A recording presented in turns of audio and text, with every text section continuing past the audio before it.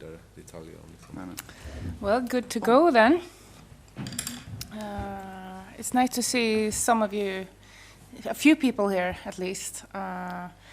Hope the night yesterday wasn't that long. I can see some of your faces look a bit tired. And it's still quite early. It's very nice to be here. Welcome to Focus Country Sweden. We're very happy to be one of the focus country here at the Waves Vienna Festival, along with Hungary. And I would like to do a short presentation of us, starting with Frederick, maybe? Yeah, sure.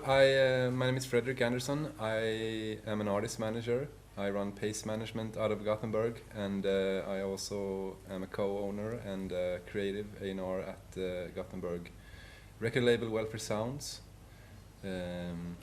We release mostly alternative music.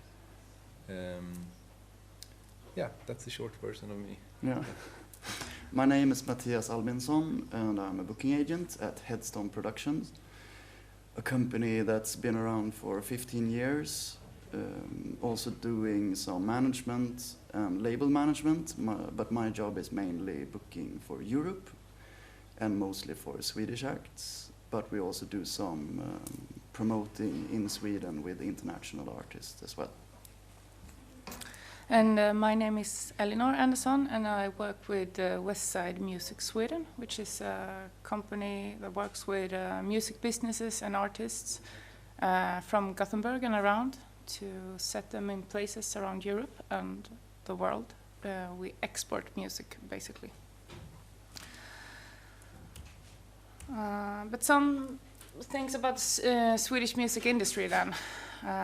You could almost say once upon a time there was a band called ABBA. And without them, I don't know if Sweden would be the kind of music market that it is today, actually.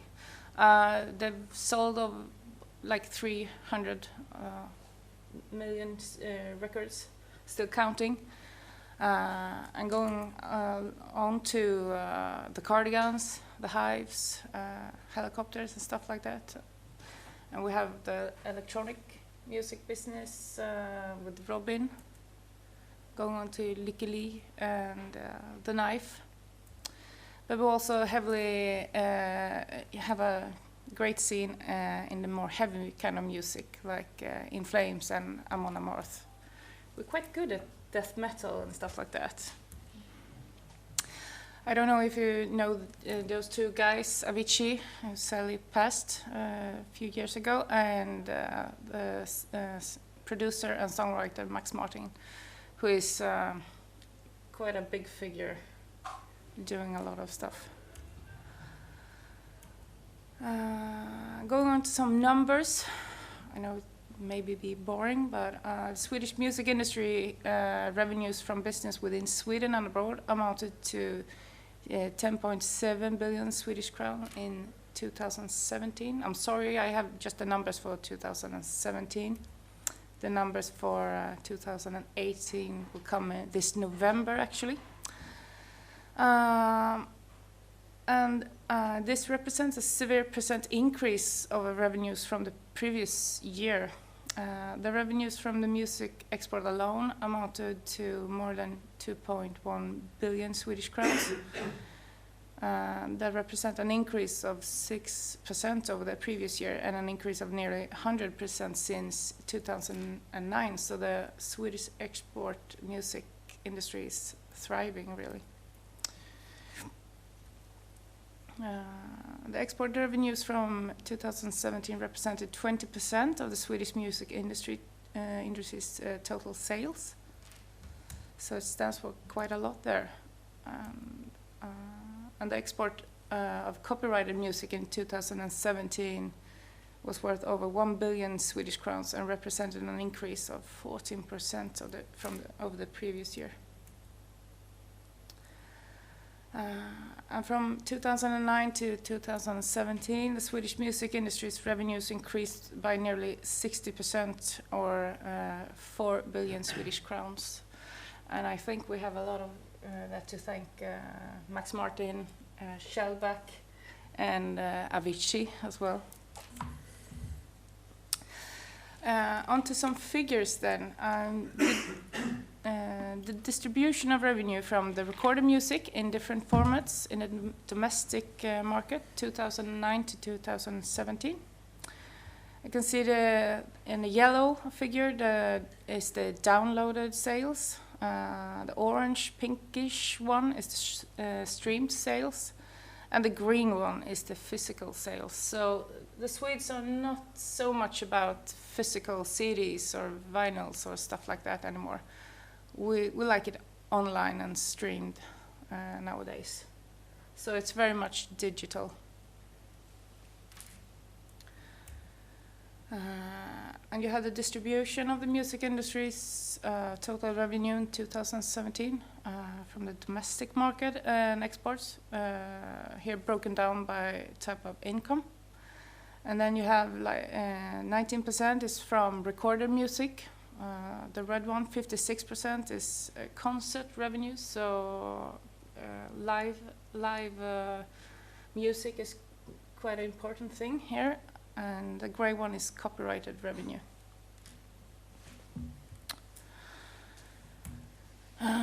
But I would like to introduce you to Westside Music Sweden as well. We are a new company working with independent music businesses and artists from Gothenburg and the regional area around it, with the aim to up the number of establishment and international opportunities. And we work along with Frederick here, passing on some artists to the international market. But we'll also have a club festival and music conference in the beginning of December, and I'll put some flyers on the seats for you, where we have panels discussion and we invite some artists and bands from all over Europe. Actually, we have 3 bands from Austria coming this year. And we have 6 focus areas. It's mostly music fairs, international festivals, international tours and gigs. We do the invites and exchange, like trade missions, if you like to call it that. We have the Viva Talks a few times a year, where we invite people in the music business. We mainly have focus countries on the panels. So in October we have focus country Germany, and then we invite people from the music business in Germany and talk about how to explore Germany as a music business and country. And then we have the Viva Sounds Club Festival in December. And we aim to professionalize, internationalize, to build networks as well. We aim for more business and artists to make more revenues and to develop the regional music scene in an international perspective. And we want to be a national player for music export from the West Sweden in Europe, basically. And here you have some numbers as well. Until now we have had like 92 activities, done 88 concerts with 32 artists and bands, done 16 international festivals, 8 tours, and done 3 Viva Talks. And by the end of the year we hope to have involved 22 countries. And we hope that we will aim for a number near 30,000 people in the audience by the end of the year. But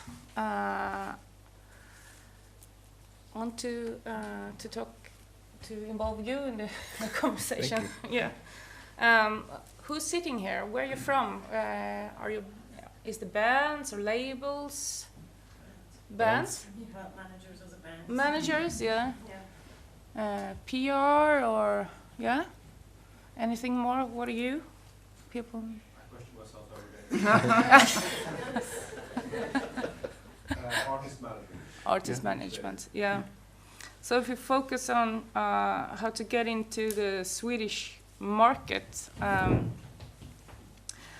how do we do that? And from a management point of view, do you see any differences between Sweden and Europe? Yeah, I mean, you addressed something very important there with the digital and physical side of it. Of course, Sweden has been always very ahead of the digital conversion. So, and it was a long time ago since we actually needed a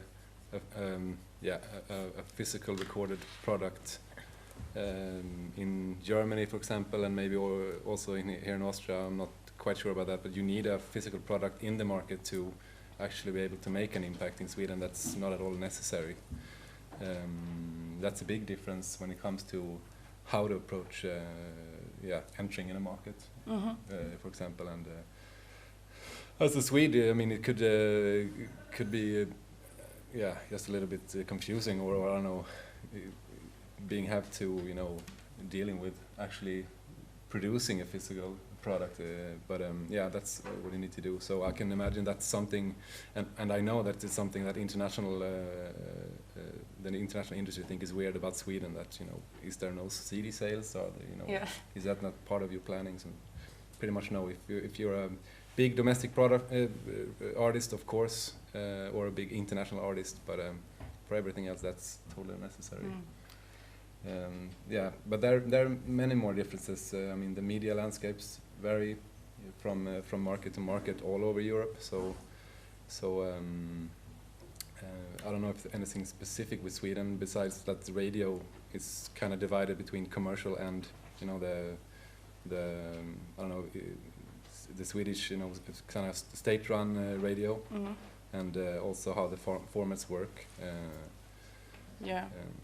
Podcasts, they are a big thing in Sweden nowadays. Yeah. We don't have that many radio stations either. So no, there's for alternative music and indie music. That's kind of what we represent here. It's pretty much only the one station, Swedish Radio P3. And if they're not interested in you, that's pretty much radio is not going to be part of your plan at all. There's some student radios, but they don't have an impact. They're more very local, maybe even as local as 2 campuses. And from a booking and a live perspective point of view, do you have anything to add there, Mattias? Thankfully, it's possible to start working on the live side without a release or any kind of setup. It's of course always preferred to have, if you can find a label or PR, or have like the total setup. But for some of my international bands that come to Sweden and play, they don't really need anything of that, as long as you start on a really small level. If you're up with on a major label, or aiming for bigger venues, or maybe the more commercial side of music, then I think you have to build a different setup. So I see it as sort of 2 levels that you can sort of enter the Swedish market, either be part of the sort of normal industry setup and try to get all these things like radio and PR magazines or whatever, blogs, or you can just try to sort of sneak underneath in a way. But one problem with Sweden on the live side is of course geography, that it's a little bit off. You maybe should also focus on Denmark at the same time, because it's on the way. It's quite far between the cities. There are especially 3 main cities that you play as an international artist. That's Stockholm, Gothenburg and Malmö. A few student cities, and they are luckily in the last couple of years skipping to only do electronic music and actually start having live bands again that they had like 15 years ago. So that could also be a potential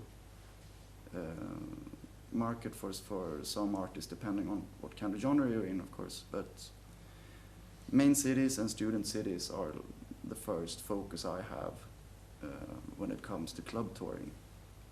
And then on the festival side, there are some spring-autumn festivals, but not that many. It's mostly focused on summer festivals.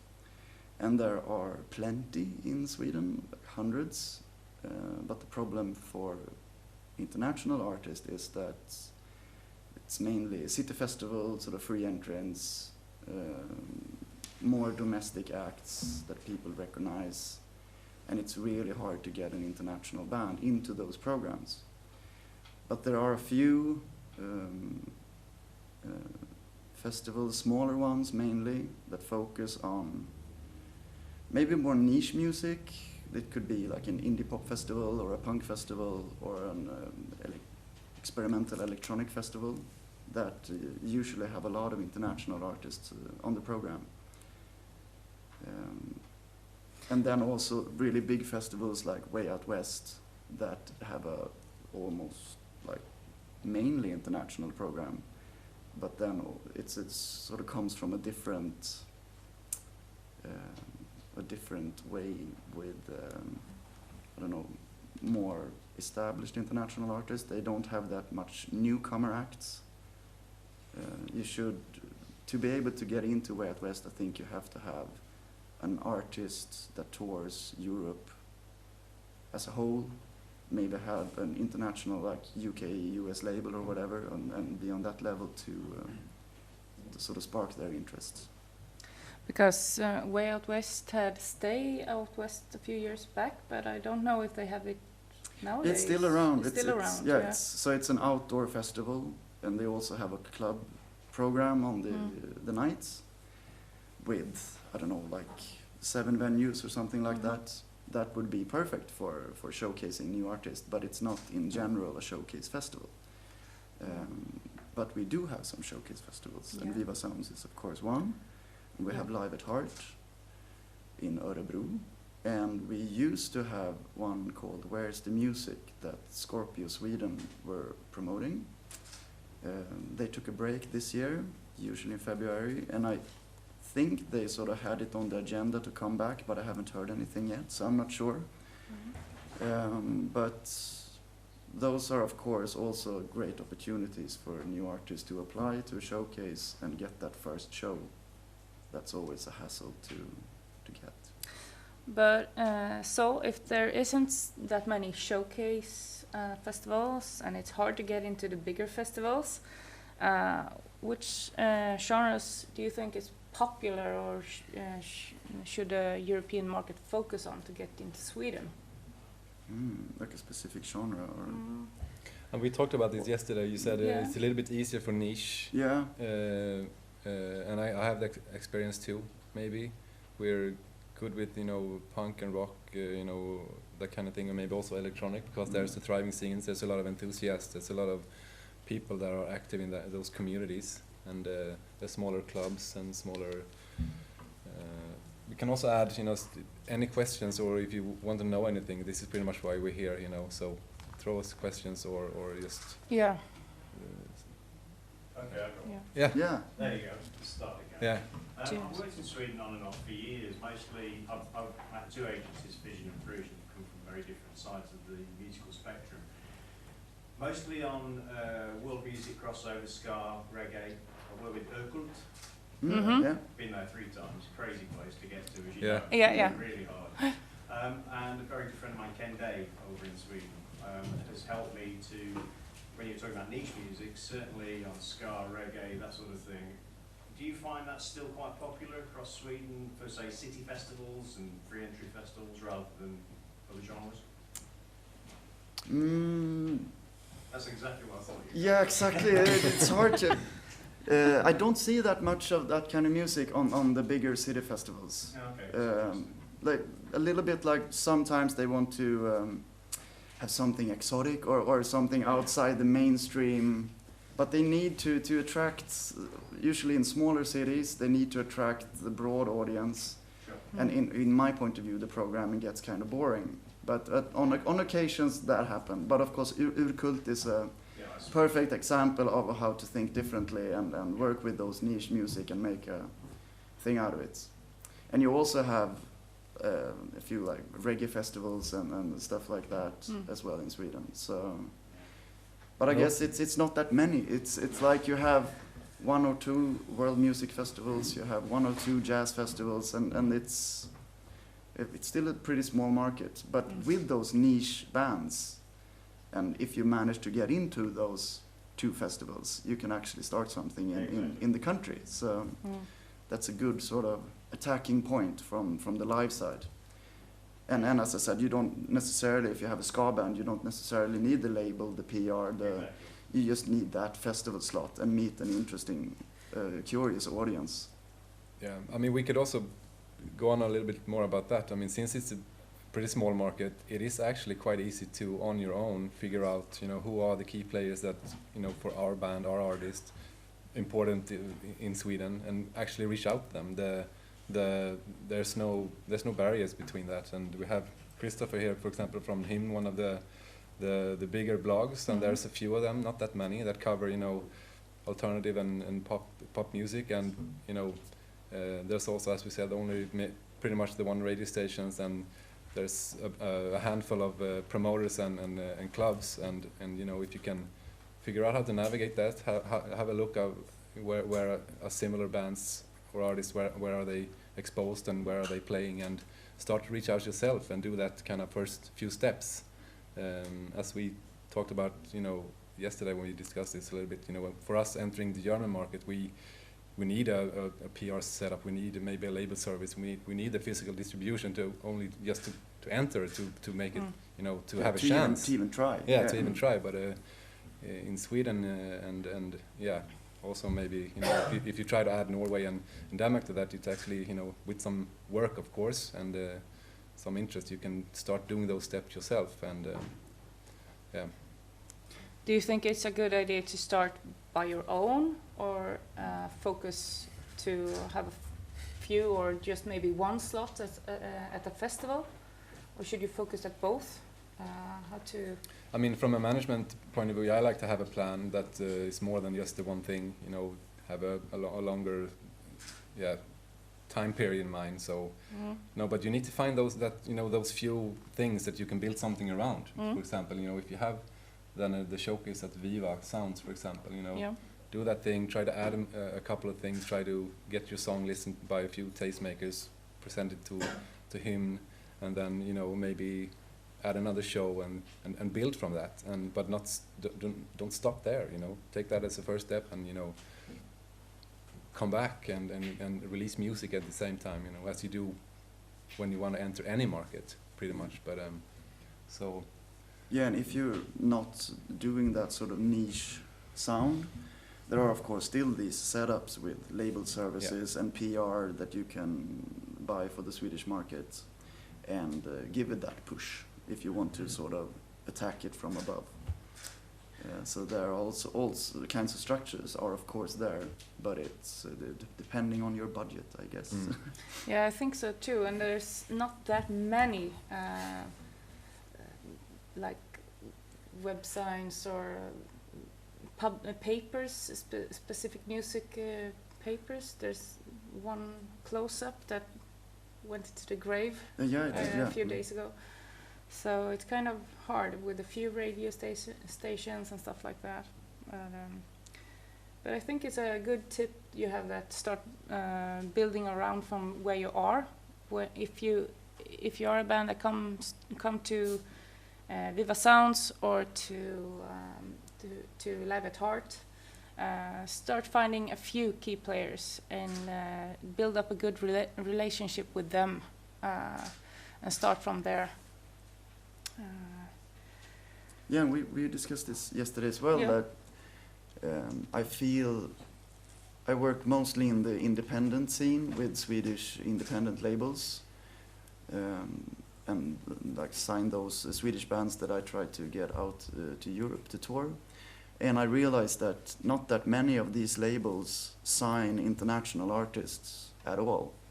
So it might be hard to come to Sweden showcasing and looking for a label or a booking agent or that setup, because there's not that many of us. And it's quite rarely that we bring on international artists.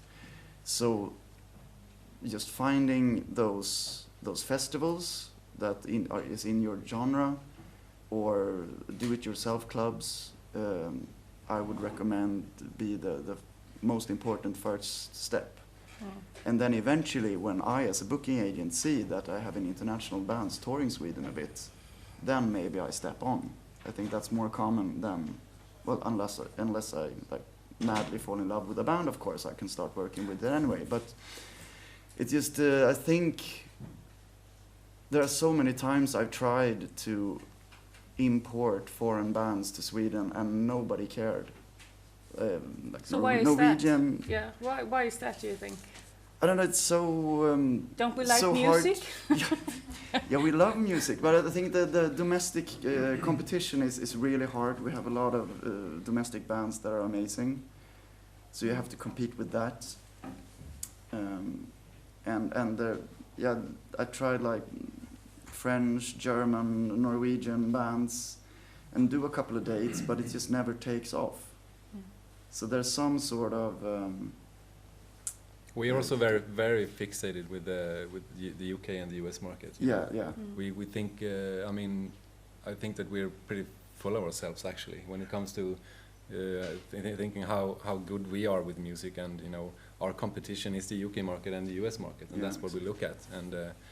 And also it's been notoriously hard for our neighbor countries to actually penetrate our market. I mean, I live in Gothenburg. It's closer for me to go to both Oslo and Copenhagen and Stockholm, but you never see any synergy between those cities or those markets when it comes to releasing music or how bands tour, unless you're more of an international act. Yeah. So, but it's always been easier the other way around for us to kind of push our music, So. That could be one thing of it. We think we're better than we are. Yeah, we're too arrogant. We're too arrogant. But just to touch, Mattias, on what you said about like the DIY clubs or the smaller ones to build around festivals.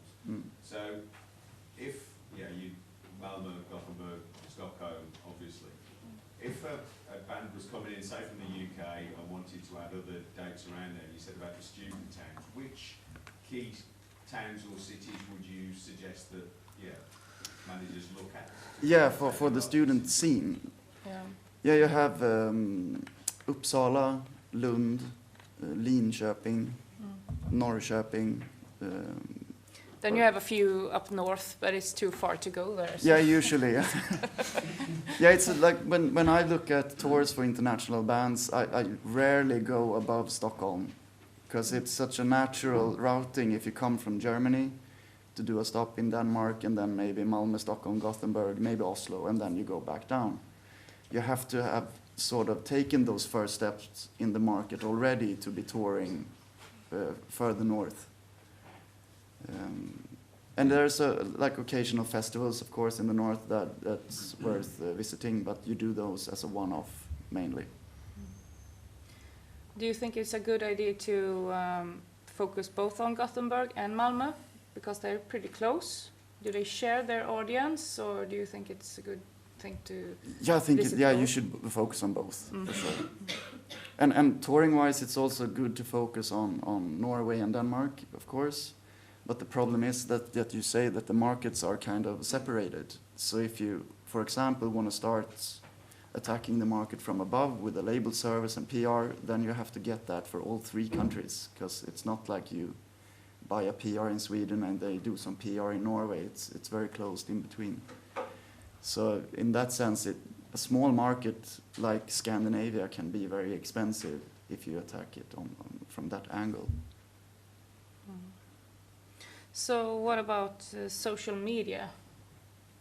If you want to do it yourself, you think it's a good way to go, like, buy PR on social media as well, starting there? Yeah, for sure. Like you had an idea yesterday about that. Right? Yeah, I mean, I can see a few good examples when I see foreign bands coming to Sweden, and it's when you see them in a few different places over a period of time, a lot. You see them. I had this one example, a US band actually though, but signed to a German label, War Girl, and they were playing in Gothenburg at a small club, and I could see the small club posting about it. They had one song out and they had a video out, and they were posting that a lot on social media, promoting the post in various channels, and they were also getting some mentions in a few publications. And over a period of a few weeks, I saw them every day on my phone, either from the club's point of view, from their own site, or from a promoted post. And I never ended up going to the show, but I knew they were there. Yeah, and, exactly. And I listened to the music, and I liked the page, and so that's also something you need to remember. Maybe you don't get more than 10 or 15 people, but you can start building those first few fans that actually are the ground to coming back, and you can see some of the statistics go up on your social media and on your Spotify for artists or whatever. Yeah. So I mean, I think that maybe that's the key to entering every market. Trying to get exposure from a few or many different outposts, and get it hard for a period of time so you can make an impact, and then maybe retract and come back again and find those few shows or few bigger events that you can build something around. And again, in Sweden, there's, for an alternative band, there's not that many. You have your release, you can do something around that, and you have your touring, and you can do something on that, and try to do as much as possible. Yeah, and compare that cost compared to buying a PR service, or maybe pay for a label service or something. It might be, as a start, more reasonable than, since we said there are a few blogs and media channels to work on anyway. So to pay a lot of money for that, might be better to do this sort of social media campaign as a test run, to see if you can and the next time get through to those arrogant Swedes with your music. But social media is a good thing, because nearly 80% have Facebook, 60% have Instagram, so it's very popular in Sweden. And Spotify as well. It's important to be there for the Swedes. It's like the only streaming channel. Sort of, The band over here, have you been to Sweden playing? No? Do you have any exposure at all in Sweden, do you know?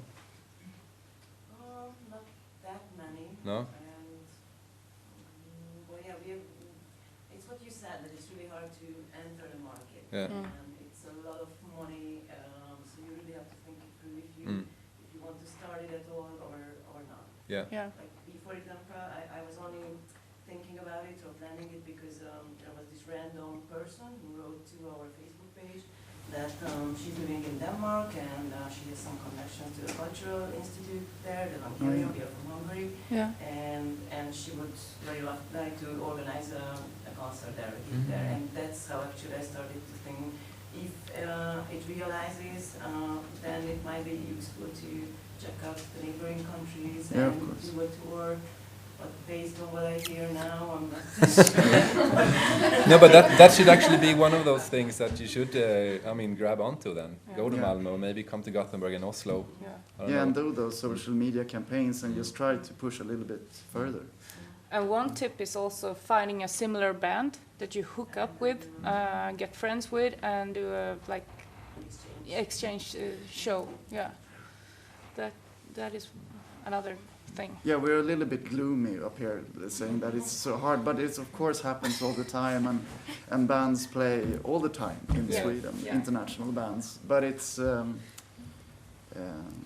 just important on trying to find your attack level in a way, so you don't spend too much money and not being able to get something out of it, or depending on what kind of genre you play, you attack the right cities and arenas, and Somebody go for it.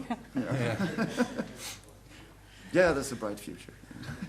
No, but I mean, I usually I'm looking on the other direction, of course, how to bring something from Sweden and out. But looking at it from the other way, it's totally makes sense not to pay in the beginning at all that much attention to Sweden. No. Yeah. Unfortunately, again, we're far off. It's a small market. It's a tough market. It's very domesticated, like we said. Maybe also a few other markets are like that, France and Italy, heavy domestic scenes. And from the financial standpoint, for the most part, expensive to go there. And again, the chances of making something big of it in specifically Sweden are small compared to trying in Germany or in the UK or bigger markets that had those advantages. But in rare occasions, Sweden are really good at falling in love with their bands. Ever since the Beatles. Ever since the Beatles, yeah. So if we do, we really hold on tight, in some way. So. And I think like this, if you have something in Denmark, it's a perfect opportunity to give it a try. Yeah. And we talked about it yesterday a bit. Sometimes you actually get to do a show, but maybe there will just be one show. Do you think you should get onto that, do that show then? I have this Belarusian band called Superbessa I work with in Sweden. And it's a small band, they're post-punky, singing Russian. And it's hard for me to make proper tours for them in the beginning.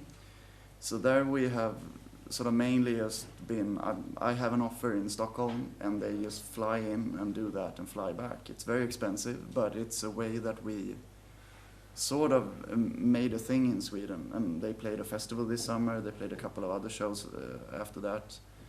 So it's not an investment in the sense of buying PR and that, but it's still like a few €100 that you have to spend to be able to dare to do that first show. But it's also a way of starting. Yeah. And I think, and that's how I work with my Swedish bands internationally, that sometimes if you need to play London, so you have to fly there and do a free entry show for 30 people and invite some business. And that's the only way to start, unless you have this big setup. So I think always go play. Yeah. But do you think there's any months, time of the year you shouldn't go to Sweden? Yeah. Like especially winter because it's freezing. No, but of course summer. Summer is very much either being at the outdoor festival or being at the beach or doing something else. You rarely go into a club. A lot of venues in Sweden close down, or they do like one-off shows with bigger bands that they know will sell out. So it's not that often that you get a festival offer in Sweden and you think, oh, let's do a club tour around it, because it's more or less that festival. Or you can find other festivals, of course, on the same weekend, but it's very hard to do like a club tour during the summer. Also releases stop, that varies a bit from this Swedish market and a lot of other markets. There's no releases from, I would say, mid-June through late August. I mean, that has changed a little bit now, because in the past it's been mostly because the radios, bigger radio stations, they just shut down their adding, so they didn't add any more music.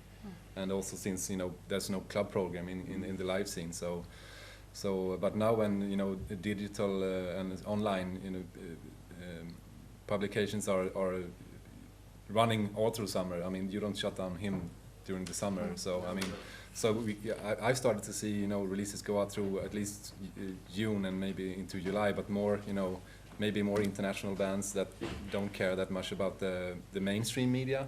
They don't need the TV and the big. And is it mainly like single releases, or do you release an album during the summer sometimes? But I mean, I see the bigger indie labels. I mean, they don't care about the Swedish market, so they don't set the release schedule around our summer holidays. So they do it, and also smaller Swedish alternative bands. They release both singles and albums. They do, especially if they have a focus coming out. They don't, they don't want to plan their release schedule just because, again, their domestic market, which is important, of course, but a small piece of the puzzle is set up like it is. So and a few releases have used it as an advantage, you know, because there is no one releasing. Yeah, And yeah. there is actually a few people working that could be, you know, wanting to do something with it. It's also the same after Christmas, and the Eurovision is so big in Sweden. It goes on for 3 months with our domestic Competition. tryouts, and it just occupies the whole media landscape. So that's also a period if you want to compete for that space, you know, evening magazines and glossy magazines and that, you know, during, I don't know, what is it, February to late April? Yeah, exactly. There's tough competition getting media attention in Sweden. Again, big international artists don't care about that, but a lot of Swedish bigger domestic releases, they don't release. Yeah, no, actually for live industry as well, like sometimes in February we think about not doing a show on Saturday because we know it's this local tryout for the Eurovision and people gonna sit down in their sofa watching that instead. Yeah. So it could be like, no, this is an artist maybe to reach the broader layers of the audience, and we're like, no, let's just do Friday and stop. And, Question, Ian Smith, Frisian Vision. It's quite a difficult question to phrase, but given the cultural mix across Sweden in different cities, I know Malmo is quite different to, for example, Gothenburg, whatever. Is there a way, is there any real difference across the cities because of the cultural mix of immigrants, etc., that have a different approach to programming, so that you can maybe target differently depending on the city, the sort of music you will try to program in a particular city? Is there any real difference across the cities? Yeah, there are, as you said, big differences, I feel, between the cities, but I would also say that programming-wise, no matter what kind of genre you're in, there are always one typical promoter for that genre in the city. They might not be located in the city center, or in some cities they are, and some cities you have to go outside, but they're generally someone who does that kind of music. So for me, I have a jazz band that I work with, and I have to think differently in different cities, but they're always a promoter to contact, you know, so yeah. Okay, thanks. I can add to that. I don't know if that's a fact. It's just a hunch that I have. But in smaller cities and out in the countryside, there's still the roots are very much into rock music. You know, you're from Uddevalla, small city. So. There's a rock club there. There's a rock promoter. I'm from a small city. The only things that promoted there is heavy metal, and there's a rock bar that hosts shows. There's also this very good live promoter, Rootsy. Oh yeah, that does Americana stuff all over Sweden. But again, urban and hip hop are very, at least what I feel, big in the suburbs and the bigger cities, and you know, around the bigger cities, and you know, out, you know, in the far countryside. If there is a live venue, they promote a rock show, not a hip hop show. No, exactly. Yeah, I think. Yeah, so that's too, a good aspect of touring. That sort of, if you're a rock band, forget everything I said, and you can tour on all small cities everywhere. You know? I can add to that because I'm agent to Phil Rudd from AC/DC. And we did around Sweden, everywhere. But I've worked a lot with the genres, indie, alt, electronic groups, but everything else was really tricky. So Phil, fine, no problem. But it's Phil anyway. Yeah. But we haven't talked about supporting slots. No, we haven't. Going into that, could that be a alternative to yes, focus of course. on? Yeah. That's sort of like one of the main thing I look at for a new artist, to find that good combination of support slots. Of course, also tough competition, and sort of the bands you want to support, they usually bring their own support because they're big enough. So for me, it's mostly attacking the European agent at some point to try and maybe go in parts of a tour or the whole tour.